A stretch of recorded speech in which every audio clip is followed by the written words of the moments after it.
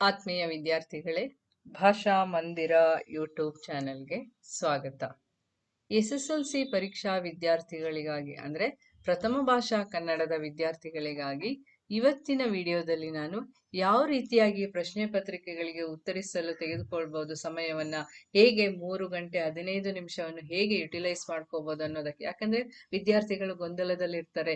100 ಅಂಕದ ಪ್ರಶ್ನೆ ಬೇರೆ ಬರಿತಾ ಇರ್ತೀರ, ಅದ್ರ ಜೊತೆಗೆ ಗಾಬರಿ ಬೇರೆ ಆಗಿರುತ್ತೆ, ಹೇಗ್ ಬರಿಬೇಕು ಅಂತ ಹೇಳಿ. ಆಮೇಲೆ ಏನ್ ಮಾಡ್ತೀರಾ, ಈಗ ಸಾಧಾರಣವಾಗಿ ಪ್ರಿಪರೇಟರಿ ಎಕ್ಸಾಮ್ ಅಲ್ಲೇ ಪ್ರಿಪರೇಟರಿ ಮುಗಿದ ನಂತರ ನನ್ಗೆ ಈ ಮೇನ್ ಟೈಮ್ ಸಿಕ್ಕಿಲ್ಲ, ಇದಾಗಿಲ್ಲ ಅದಾಗಿಲ್ಲ ಅಂತ ಹೇಳಿ ಯೋಚನೆ ಮಾಡ್ತೀರಾ. ಅಲಂಕಾರ ಬರ್ದಿಲ್ಲ, ಛಂದಸ್ ಬರ್ದಿಲ್ಲ, ಪ್ರಬಂಧ ಬರ್ದಿಲ್ಲ, ಪತ್ರಲೇಖನ ಬರ್ದಿಲ್ಲ ಅಂತ ಹೇಳುವಂತ ವಿಷಯಗಳು ಇರುವಂತದ್ದು. ಯಾಕೆ ಈ ರೀತಿ ಆಗತ್ತೆ ಅನ್ನೋದಕ್ಕೆ ಮುಖ್ಯ ಕಾರಣ ನಮ್ಮಲ್ಲಿ ಸಮಯವನ್ನ ಸರಿಯಾಗಿ ಉಪಯೋಗಿಸ್ಕೊಂಡು ಕೊಟ್ಟಂತ ಸಮಯದಲ್ಲಿ ಹೇಗ್ ಬರಿಬೇಕು ಅನ್ನುವಂತ ಚಾಕಚಕ್ಯತೆಯನ್ನ ನಾವು ಉಪಯೋಗ ಮಾಡ್ಕೊಂಡಿಲ್ಲ ವಿದ್ಯಾರ್ಥಿಗಳೇ. ಅದರಿಂದ ಏನಾಗುತ್ತೆ, ನಮ್ಗೆ ಅಂಕಗಳು ಕಡಿಮೆ ಆಗುವಂತ ಸಾಧ್ಯತೆ ಇರುತ್ತೆ. ಆದ್ರಿಂದ ನಾವು ಹೇಗೆ ಕೊಟ್ಟಂತ ಸಮಯವನ್ನು ಉಪಯೋಗಿಸ್ಕೋಬೇಕು ಅನ್ನುವಂಥದ್ರ ಬಗ್ಗೆ ಇವತ್ತಿನ ವಿಡಿಯೋದಲ್ಲಿ ನಿಮ್ಗೆ ಹೇಳ್ತಾ ಇದ್ದೀನಿ. ಆಲ್ರೆಡಿ ನಾನು ಹಿಂದೆ ವಿಡಿಯೋದಲ್ಲೆಲ್ಲ ಹಾಕಿದ್ದೆ, ಆದ್ರೆ ಈ ವರ್ಷ ಬರೆಯುವಂತಹ ವಿದ್ಯಾರ್ಥಿಗಳು ಇದನ್ನ ನೋಡಿ ಅರ್ಥೈಸ್ಕೋಬಹುದು ಹೇಗೆ ಅನ್ನೋದಕ್ಕೆ. ಮೊದಲನೇದಾಗಿ ಪ್ರಥಮ ಭಾಷಾ ಕನ್ನಡ, ಇದರಲ್ಲಿ ಒಟ್ಟು ಅಂಕಗಳು 100 ಇರುವಂತದ್ದು. ಸಮಯ ಎಷ್ಟಿದೆ ನಮ್ಗೆ ಇಲ್ಲಿ? 3 ಗಂಟೆ 15 ನಿಮಿಷಗಳು. ಆದ್ರೆ ಇಲ್ಲಿ ಬರೀಲಿಕ್ಕಿರುವಂತಹ ಸಮಯ ಬರೀ 3 ಗಂಟೆ 3 ಅವರ್ಸ್. ಆ 15 ಮಿನಿಟ್ಸ್ ಯಾಕಿರುತ್ತೆ? ಪ್ರಶ್ನೆ ಪತ್ರಿಕೆಗಳನ್ನು ಓದಿಕೊಳ್ಳಿಕ್ಕಿರುವಂತಹ ಒಂದು ಕಾಲಾವಕಾಶ. 15 ನಿಮಿಷದಲ್ಲಿ ನಾವು ಆ ಪ್ರಶ್ನೆ ಪತ್ರಿಕೆಯನ್ನ ಓದ್ಕೋಬೇಕಾಗತ್ತೆ. ಅದರ ನಂತರ ನಮ್ಗೆ 3 ಅವರ್ಸ್ ಅಂದ್ರೆ 3 ಗಂಟೆ 180 ನಿಮಿಷಗಳು ಇರುವಂತದ್ದು. 180 ನಿಮಿಷದಲ್ಲಿ 100 ಅಂಕಗಳ 45 ಪ್ರಶ್ನೆಗಳಿಗೆ ಉತ್ತರಿಸಬೇಕಲ್ವಾ ನಾವು. ಅದರಲ್ಲಿ ಯಾವ್ಯಾವ ರೀತಿ ಪ್ರಶ್ನೆಗಳಿರ್ತವೆ? ವಸ್ತುನಿಷ್ಠ ಇರುತ್ತೆ, ಅತಿ ಕಿರು ಉತ್ತರ ಇರುತ್ತೆ, ಕಿರು ಉತ್ತರಗಳು ಇರುವಂತದ್ದು, ದೀರ್ಘ ಉತ್ತರಗಳು ಇರ್ತವೆ. ಹಾಗೆ ದೀರ್ಘ ಉತ್ತರದಲ್ಲಿ ನಮ್ಗೆ 2 ಅಂಕದ ಪ್ರಶ್ನೆ, 3 ಅಂಕದ, 4 ಅಂಕದ, 5 ಅಂಕದ ಪ್ರಶ್ನೆಗಳು ಇರುವಂತದ್ದು. ಆದ್ರಿಂದ ನಮ್ಗೆ ಯಾವ ಪ್ರಶ್ನೆಗಳನ್ನು ಉತ್ತರಿಸಲು ಎಷ್ಟು ಸಮಯ ತಗೋಬೇಕು ಅನ್ನುವಂಥದ್ದು ಅದ್ರ ಬಗ್ಗೆ ಯೋಚನೆ ಮಾಡ್ಬೇಕಾಗತ್ತೆ. ಹಾಗಾದ್ರೆ ಹೇಗೆ, ಏನು ಅನ್ನುವಂಥದ್ದನ್ನ ನೋಡ್ತಾ ಹೋಗೋಣ ವಿದ್ಯಾರ್ಥಿಗಳೇ. ಈಗ ಇಲ್ಲಿ ಪ್ರಶ್ನೆಯ ಮೇನ್ಗಳು, ಎಷ್ಟು ಪ್ರಶ್ನೆಗಳಿದೆ, ಎಷ್ಟು ನಿಮಿಷ ತಗೋಬಹುದು ಅನ್ನೋದಕ್ಕೆ. ಮೊದಲನೇದಾಗಿ ಯಾವ್ದಿದೆ? ಬಹು ಆಯ್ಕೆ ಪ್ರಶ್ನೆಗಳು. ಇದು ವ್ಯಾಕರಣಾಂಶದ ಪ್ರಶ್ನೆಗಳು ವಿದ್ಯಾರ್ಥಿಗಳೇ. 6 ಪ್ರಶ್ನೆಗಳಿರ್ತವೆ, 6 ನಿಮಿಷಗಳು ಸಾಕು. ಯಾಕೆ ಅಂತಂದ್ರೆ ಅಲ್ಲಿ ಆ ಪ್ರಶ್ನೆ ನೋಡಿದ ತಕ್ಷಣ ಉತ್ತರ ಬರೆಯುವಂಥದ್ದು. ಒಂದೊಂದು ಪ್ರಶ್ನೆಗೆ ನಮ್ಗೆ 1 ನಿಮಿಷನೂ ಸಾಲಲ್ಲ. ಒಂದು 30 ಸೆಕೆಂಡ್ ಅಲ್ಲಿ ಮಾಡಿದಾಗ ಇನ್ನೊಂದು ಕೊನೆಯದು ಯಾವ್ದೋ ಪ್ರಶ್ನೆ ಉಳ್ಕೊಂಡ್ರೆ ಅಲ್ಲಿ ಯೋಚನೆ ಮಾಡಕ್ಕೂ ನಮ್ಗೆ ಟೈಮ್ ಸಿಗುವಂಥದ್ದು. 6 ಪ್ರಶ್ನೆಗಳಿಗೆ 6 ನಿಮಿಷ. ಹಾಗೇನೆ ನೆಕ್ಸ್ಟ್ ಸಂಬಂಧಿ ಪದವನ್ನ ಬರೆಯುವುದು, ಅನಾಲಿಸಿಸ್ ಕ್ವಶನ್ಸ್. 4 ಪ್ರಶ್ನೆ ಇರುತ್ತೆ, 4 ನಿಮಿಷವನ್ನು ಕೊಟ್ಟಿರುವಂತದ್ದು.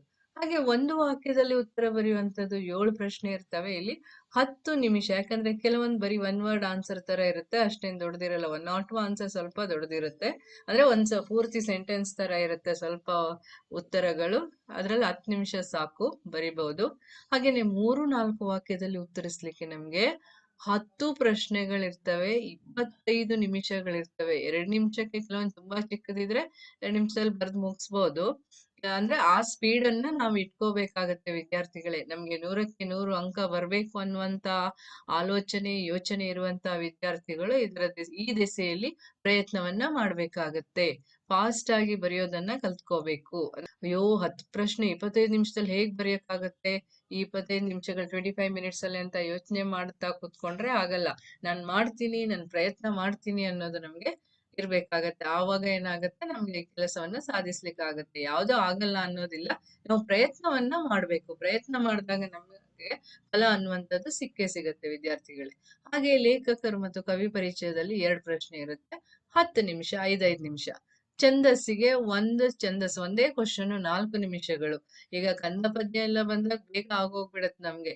ಖ್ಯಾತ ಕರ್ನಾಟಕ ವೃತ್ತ ಬಂದಾಗ ಒಂಚೂರು ಆ ಅಕ್ಷರಗಳ ಕೌಂಟ್ ಮಾಡ್ಬೇಕು, ಅದನ್ನೆಲ್ಲ 1 ನಿಮಿಷದಲ್ಲಿ ಸೆಟ್ ಮಾಡಿ ಇಟ್ಕೋಬೇಕು. ಹಾಗೇನೆ ಅಲಂಕಾರಕ್ಕೂ ಒಂದಿದೆ 4 ನಿಮಿಷ. ಇಲ್ಲಿ ಗಾದೆ ವಿಸ್ತರಣೆ ಒಂದಿದೆ, 8 ನಿಮಿಷದಲ್ಲಿ ನಾವು ಬರೆದು ಮುಗಿಸ್ಬೋದು. ನೆಕ್ಸ್ಟ್ ಭಾಗ ಯಾವುದು?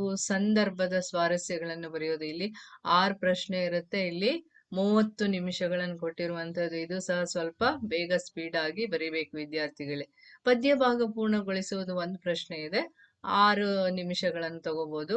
ಪದ್ಯದ ಮೌಲ್ಯಾಧಾರಿತ ಸಾರಾಂಶ, ಇದಕ್ಕೆ 1 ಪ್ರಶ್ನೆಗೆ 11 ನಿಮಿಷ ಅಥವಾ 10 ನಿಮಿಷದಲ್ಲಿ ಮುಗಿಸ್ಬೋದು. ಒಂದೇ ಪ್ರಶ್ನೆ ಇರುವಂತದ್ದು. ಇಲ್ಲಿ ಆಯ್ಕೆ, ಸಾರಾಂಶ ಮತ್ತು ಮೌಲ್ಯವನ್ನ ಬರೆಯುವಂಥದ್ದು. ಹಾಗೇನೆ 8-10 ವಾಕ್ಯಗಳ ಉತ್ತರ ಬರೆಯೋದು 2 ಪ್ರಶ್ನೆ ಇರೋದ್ರಿಂದ 20 ನಿಮಿಷಗಳು. ಅಂದ್ರೆ ಒಂದೊಂದು ಪ್ರಶ್ನೆ ಉತ್ತರಕ್ಕೆ 10 ಮಿನಿಟ್ಸ್ ಅನ್ನು ನಾವು ತಗೋಬಹುದು. ಹಾಗೆ ಗದ್ಯ ಭಾಗವನ್ನು ಓದಿಕೊಂಡು ಉತ್ತರ ಬರೆಯೋದಕ್ಕೆ 2 ಪ್ರಶ್ನೆ ಉತ್ತರ ಇದ್ರೂ ಅಲ್ಲಿ 2 ಮಾರ್ಕ್ಸ್ ಆನ್ಸರ್ ಆಗಿರೋದ್ರಿಂದ, ಇಲ್ಲಿ ಓದ್ಕೊಂಡು ಬರಿಬೇಕಾಗಿರೋದ್ರಿಂದ ಇಲ್ಲಿ 4 ನಿಮಿಷದ 2 ಪ್ರಶ್ನೆಯ ಉತ್ತರ, ಟೋಟಲಿ 8 ಮಿನಿಟ್ಸ್ ಅಂದ್ರೆ 8 ನಿಮಿಷವನ್ನ ಇಲ್ಲಿ ಕೊಟ್ಟಿರುವಂತದ್ದು. ನೆಕ್ಸ್ಟ್ ಇಲ್ಲಿ ಪತ್ರಲೇಖನ ಒಂದಕ್ಕೆ 15 ನಿಮಿಷವನ್ನ ಇಲ್ಲಿ ಹೇಳಿರುವಂತದ್ದು. 10 ನಿಮಿಷವನ್ನು ಉಪಯೋಗಿಸ್ಕೋಬಹುದು, ಆದ್ರೂ 15 ನಿಮಿಷ ಇಲ್ಲಿ ಕೊಟ್ಟಿರುವಂತದ್ದು. ನೆಕ್ಸ್ಟ್ ಪ್ರಬಂಧಕ್ಕೂ ಒಂದಕ್ಕೆ ಬರೆಯೋದು 15 ನಿಮಿಷ. ಆ 15 ನಿಮಿಷಕ್ಕೆ ಈ 5 ನಿಮಿಷ ಇಲ್ಲಿ ಸೇರಿಸ್ಕೊಂಡಾಗ 20 ನಿಮಿಷದಲ್ಲಿ ಆರಾಮಾಗಿ ಪ್ರಬಂಧವನ್ನು ಬರೆದು ಮುಗಿಸ್ಬಹುದು. ಪತ್ರಲೇಖನ ಬೇಗ ಮುಗಿಸ್ಬಹುದು ನಾವು. ಪತ್ರಲೇಖನ, ಪ್ರಬಂಧ ಇದಿಷ್ಟಾದ ನಂತರ ಎಲ್ಲಾ ಪ್ರಶ್ನೆ ಉತ್ತರಿಸಿದ ನಂತರ ಸಹ ನಮ್ಗೆ 4 ನಿಮಿಷದ ಕಾಲಾವಕಾಶ ಇರುತ್ತೆ. ಆಗ ಅದನ್ನ ನಾವು ಸರಿಯಾಗಿ ನಾವೇನ್ ಬರ್ದಿದ್ದೀವಿ, ಏನ್ ಬರ್ದಿಲ್ಲ ಅಂತೇಳಿ ನೋಡ್ಕೋಬಹುದು. ಸ್ವಲ್ಪ ಚೆಕ್ ಮಾಡ್ಕೊಳ್ಳೋದಕ್ಕೂ ಸಹ 4 ನಿಮಿಷ ಕಾಲಾವಕಾಶ ಇರುತ್ತೆ. ನೀವೇನ್ ಹೇಳ್ತಿದ್ದೀರಾ, ನಮ್ಗೆ ಬರೆಯಕ್ಕೆ ಟೈಮ್ ಸಿಗಲ್ಲ ಅಂತೇಳಿ ಹೇಳ್ತೀರಾ. ಈ ಒಂದು ಪ್ರೊಸೀಜರ್ ಅನ್ನ ಫಾಲೋ ಮಾಡಿದ್ರೆ ನಿಮ್ಗೆ ಆರಾಮವಾಗಿ ನೀವು ಬರ್ದು ಇನ್ನು 4 ನಿಮಿಷದಲ್ಲಿ ಯಾವ್ಯಾವ್ದಾದ್ರು ಉತ್ತರ ಏನಾದ್ರು ಮಿಸ್ಟೇಕ್ ಮಾಡ್ಕೊಂಡಿದೀನಿ ಅಂತ ಚೆಕ್ ಮಾಡ್ಲಿಕ್ಕೂ ಸಹ ಟೈಮ್ ಇರುವಂತದ್ದು. ವಿದ್ಯಾರ್ಥಿಗಳೇ, ಈ ವಿಡಿಯೋವನ್ನ ನೋಡಿ ಇದರ ಪ್ರಯೋಜನವನ್ನ ಪಡ್ಕೊಂಡು ಒಳ್ಳೆಯ ಅಂಕವನ್ನು ಪಡೆಯಿರಿ. ಧನ್ಯವಾದಗಳು.